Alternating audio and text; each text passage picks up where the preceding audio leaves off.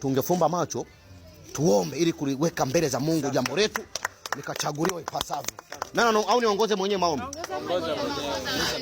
Tufumbe macho, tujaribu kusema tunafumba tu macho. Tazama mtumishi wako na kwenda kuchukua mitano tena. Ndio. Mtu akileta maswala yake pumbavu, pega chini. Ndio. Nikae pale jo. Mjinga yoyote akija na uchawi yake, kamata, pega moto, pega kiberete mbinguni. Amen.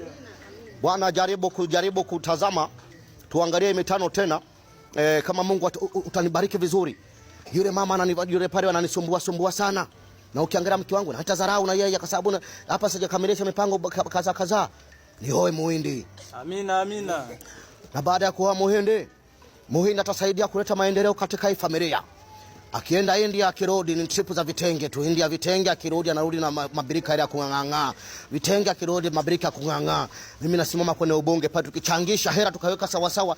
Mtoto wangu akimaliza chuo akina na yake akipata kaajira akiweka kahera. Hela mama mke wangu naye biashara yake ya samaki na dagaa na akichanganyisha kahera.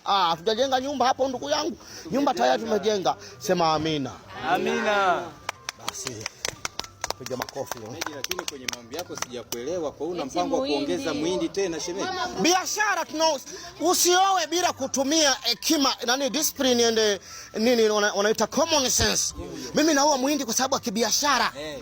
Tena mjomba hapo nikupongeza.